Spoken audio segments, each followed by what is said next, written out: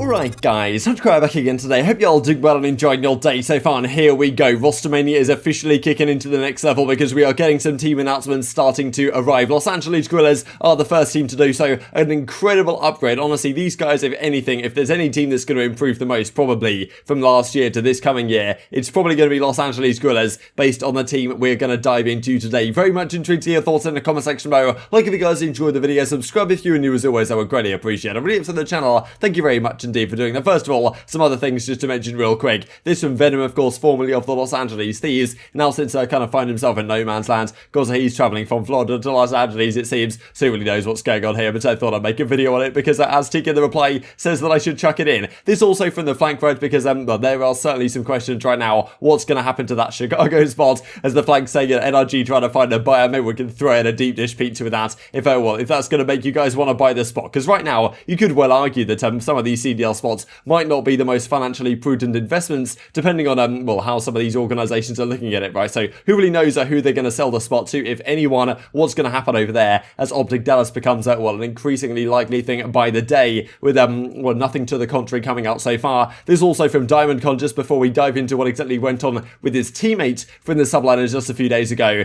that of course being a seam removed off the subliners officially, and that's kind of when I thought things were going to start to kick off with an announcement coming just around the corner. This of course from Seattle Surge quite a while ago now, during the World Championship even. Octane, Prestinni, Classic, Gunless, Loony and nubsy all removed off the squad at the time. Big question mark to me was around Gunless, because I thought that if there was one player that Seattle might have thought about keeping, it could have been Gunless. Maybe they didn't have a choice though, right? Because if they just bought out his 1+1 from a Chicago Huntsman last year, then like it was effectively his choice whether he wanted to stay or not. He's clearly got a much better offer elsewhere, because some of these players have had you know, great players individually, but a really tough time in difficult teams for these last couple of seasons. Gunless has always been a player for the last several titles, excluding probably this year, but pretty much every single other title, he's at least been in the conversation at a time for being the best player in the game. Even in Modern Warfare, right at the start, when they were doing very well right at the start of the title, people were thinking, okay, Huntsman, they could be the best team in the game, right up there with FaZe, and Gunless was playing really well at the start of that game. But back to Infinite Warfare, every single year at some point or another, he's been like at least considered to be one of the best players in the game, if not the best player. Slasher, of course, has also been in that category, at least in terms of like how ARs go, for several years at this point. He was released from from the Los Angeles Thieves a couple of days ago now, and just before this announcement came out, we got this from the subliners, parting ways with the Seam. As soon as I saw this again, I thought, okay, things are coming together here for some announcement to just about happen. Of course, the Seam was great for the subliners this season. I think it's something of a loss for them, but clearly they're, well, trying to go down this roster, it seems, with a Hydra and Neptune on the team, so maybe that's the direction they want to go. Happy to see a Seam still get a spot in the league, and especially on a team like this that can be very deadly, with the Thieves confirming that Huke is going to be departing from their organization as well. So they brought him on from the Dallas Empire. They of course paid a fair bit of money. If there was any other organization to buy Huke out of that contract and get him over to their team that has the, you know, the type of money to do so, it may well indeed have been Los Angeles Guerrillas. Didn't really put that money to good use these last couple of seasons. Finally, we are seeing it actually happen. This is going to be the roster. We are here to challenge the order. Introducing your new Los Angeles Guerrillas. Slasher AL, Gunless, aSeam and Huke. Hashtag lights out, hashtag hoods up, all that type of good stuff. This is very exciting as a competitive Call of Duty fan. Los Angeles Guerrillas have been pretty much terrible these last couple of seasons. First season they were good at search at times, but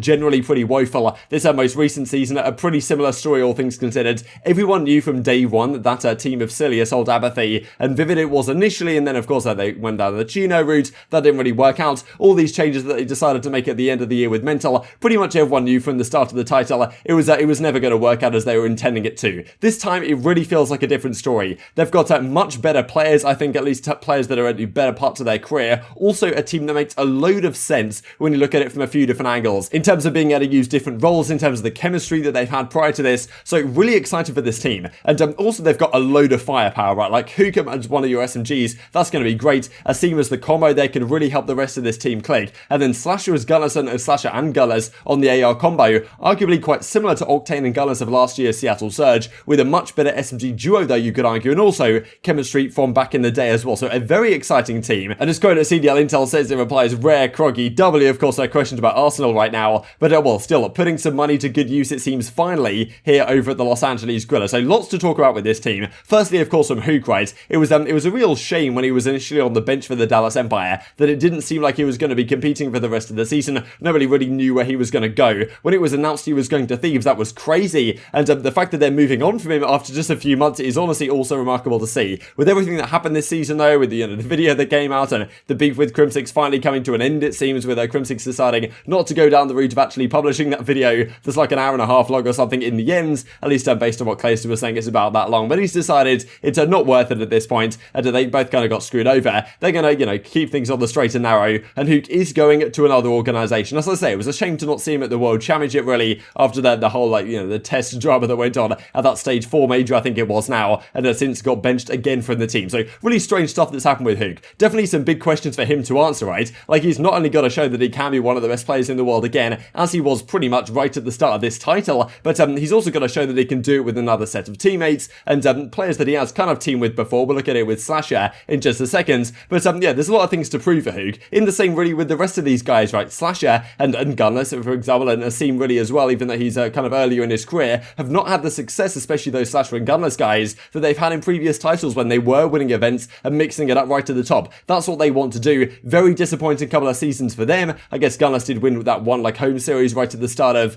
you know, Call of Duty Modern Warfare on Chicago Huntsman, but Slasher's had a real torrid time the last couple of years, and finally it seems like they've put together a team that can actually make this work. Asim and Huke on the SMG duo is very interesting indeed. Asim can pretty much do whatever it takes for the rest of the team to do well, and the rest of the team are incredible slayers. So I think Asim is going to be putting up maybe some difficult numbers at times. He's going to be putting himself in difficult positions on the map, but understandably so when the rest of your guys are as talented as they are in terms of getting kills on the map. So I think this is a very exciting SMG combination. Huke and Asim right here. I think it can work very well, right? Because Huke is an incredibly talented player. We know what he can do. It's great to see him back on a team that should be able to be competitive. And Gunless as well. The great thing about Gunless is that he's really good with any weapon, especially you look back to World War II, the previous World War II title. He was the best flex player in the game, bar none. He could use a bar, he could use an SDG, he could use a PPSH, all to great effect. And we even saw that this year, right? Even the highlight video that Los Angeles Guerrillas just came out with to announce this team, it was Gunless using an SMG, using a 74U on, what's it, Garrison Control. He had a couple of great moments with that, but also has done great things with the assault rifle, the Krig, this season as well. That's what makes this squad great, is because Asim and Huke are going to be a solid SMG duo at the very least, if not a great SMG duo, and then Gunless is going to be there great on a flex roll, and then Slash is kind of leading the troops as that mainly are. The risk is, of course, as has kind of happened with Rise Nation, you could argue in the past, is you know, friction emerging between Gunless and Slasher. The chemistry concerns there are always certainly going to be a thing. Certainly going into last season, going into, you know, the previous season, or even the year before, I would have said this is a pretty massive risk to put these two together. If things don't go well, chemistry could go out the window. But it seems as of late that Gunless has become a much more mature, maybe individual, as well, Slasher says right here, like Thanos is officially back in business, and this is certainly something to consider as well, the Slasher versus Octane, potentially Los Angeles derby that we could have this season if Octane does indeed go to Los Angeles Thieves, as you might expect him to. But Gunless seems to have very much improved his attitude the last couple of years, seems to be a much better teammate now. I think there's much less chance now than there was of this team's kind of chemistry imploding if they don't have the results they are looking for, especially after Gunless has had a difficult season, and you know, he's probably just wants to win at all costs nowadays, which is what Slasher wants to do as well. And so does Huke wants to prove something, Asim wants to prove something as well, that you know, of course he removed off the subliners at the end of the day. It seems like that is the case. I guess well, he would have stayed there if they'd have wanted him, unless he didn't want to go elsewhere. It's kind of difficult to say, but all these guys certainly have something to prove. And as I say, the Slasher versus Octane thing is great. This is the thing with Slasher, like there's always some sort of well, drama and storyline of rivalry going on with him, because well, still he wants to get revenge, I suppose, on Los Angeles Thieves. They decided that they didn't want to move down that direction anymore. He of course got released from them, well, he got put on the bench by JCap, and he wasn't very happy about that we looked at a couple of weeks ago now, after they dropped out of the World Championship, that he feels like, well, he was forced out of the team and missed a good few months of practice as a result of JCap and the rest of the guys' decision over that organisation. I'm sure he's going to relish the opportunity to get onto effectively the number one rivals of Los Angeles Thieves, their city counterparts in the Guerrillas, and try and actually do a number on them this season, especially because Slasher and Octane, they of course were the duo originally in 100 Thieves and Black Ops 4 in 2019 when they had such great success in 5v5. Now they're probably going to be battling against each other in the Los Angeles derby. Very exciting stuff. Wanted to share this with you guys as well. So this is the history of these players teaming together. We can see Gunless and Slasher had some great results here at Anaheim and Seattle on Rise Nation during World War II. This is when they were really good indeed. I think that Loony, even like if he did come to coach Los Angeles Guerrillas, of course they've already got a coaching staff over there and an analyst, so